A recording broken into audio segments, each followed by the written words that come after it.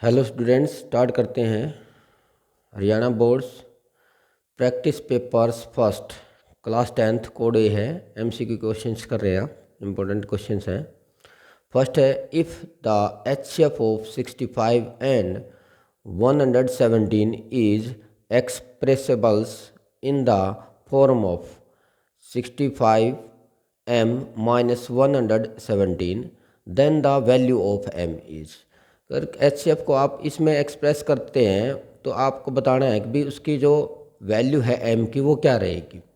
तो सबसे पहले हम इसका एचसीएफ फाइंड करते हैं कि कैसे पता चलेगा भाई इसका एचसीएफ क्या है आपका। तो एचसीएफ के लिए क्या करते हैं आप 65 के फैक्टर करते हैं।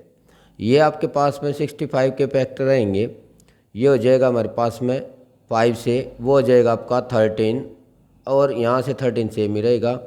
और ऐसे ही आप ये आपके पास 117, इसको भी आप किससे 3 से डिवाइड करते हैं।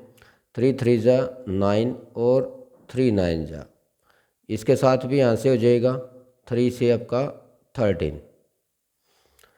अब आपने चेक किया कि जो एचसीएफ है आपके पास, एचसीएफ के लिए कैसे करते हैं कि भी 65 को लिख दिया हमने 5 मल्टीप्लाई में 13 और इसको लिख दिया आपने 3 मल्टीप्लाई में 13।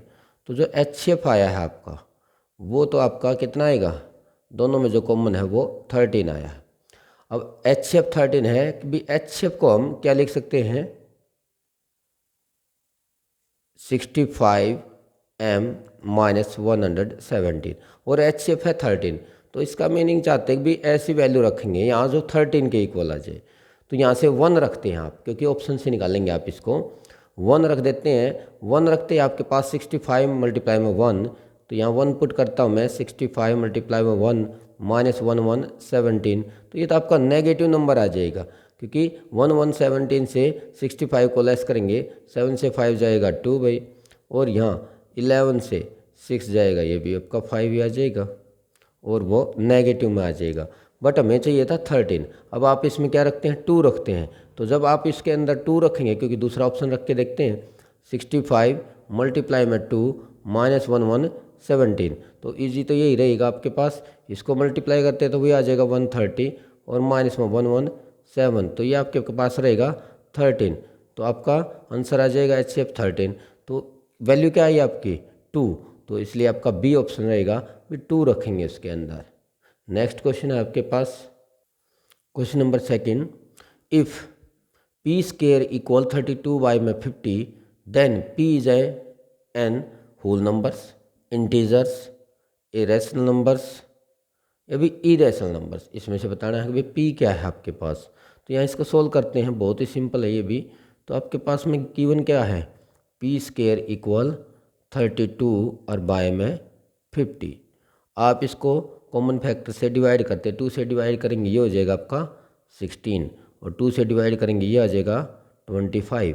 तो आपके पास जो p है, p स्केयर है 16/25। तो यहाँ से हम p निकालते हैं, तो जो p आ जाएगा वो आ जाएगा रूट ऑफ 16/25, वो भी प्लस माइनस के साथ। तो यहाँ से आप वैल्यू देंगे प्लस माइनस 16 का हो जाएगा 4 और ये हो जाएगा आपका 5।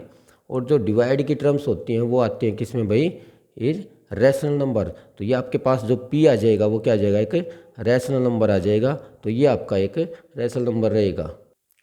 Question third, a quadratic polynomial whose zeros are -3 and 4 is. आपने इसको क्वाड्रेटिक पोलिनोमियल्स पढ़ाना है जिसमें जीरोज क्या है आपके पास -3 एंड 4। तो सबसे पहले आप क्या करोगे, इसमें सम ऑफ जीरोज निकाल लेंगे। सम ऑफ जीरोज वो क्या है आपके पास में अल्फ़ा प्लस में बीटा, यानी कि 2 जीरोज हैं आपके पास, एक -3 और एक प्लस ये 4।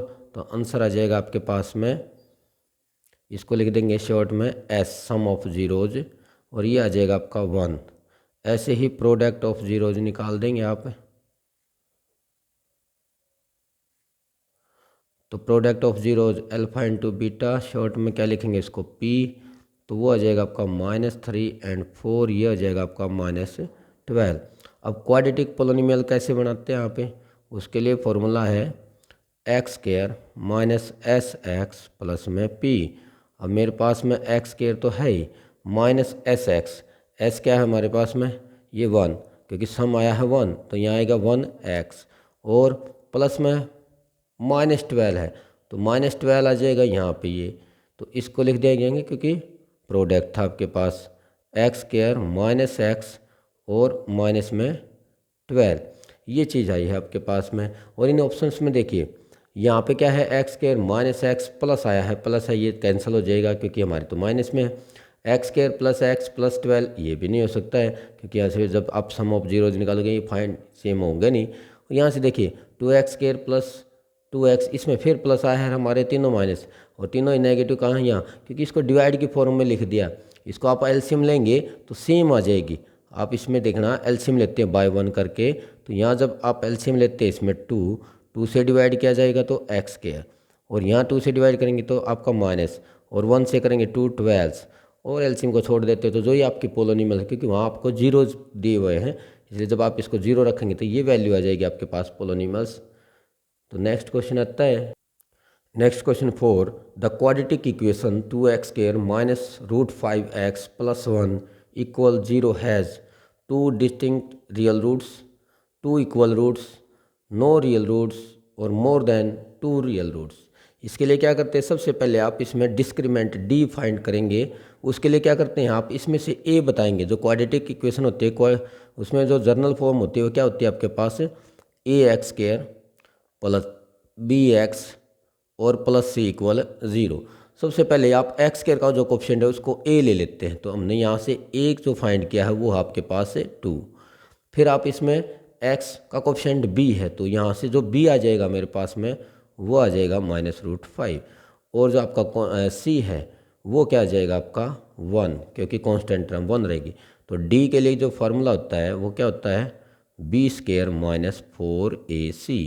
अब बी क्या है आपके पास, माइनस का √5 और इसका स्क्वायर -4, ए क्या है आपके पास में 2, और ये क्या है आपके पास में 1। देखिए आपने ए फाइंड किया, बी और सी, उसके बाद डायरेक्ट फॉर्मूले में पुट कर दिया है B square minus 4ac। B क्या है हमारे पास, -√5 का स्क्वायर -4ac। अब यहाँ देखिए आप इसको क्या करेंगे, स्क्वायर करेंगे तो 5 और ये -8, तो आंसर आया नेगेटिव। नेगेटिव तो लेस देन 0 है, डी की वैल्यू लेस देन 0 है, तो आपको पता है कि भी उसके लिए कोई रियल रूट्स नहीं होते हैं, तो सी आपका ऑप्शन रहेगा, no real roots. Thank you.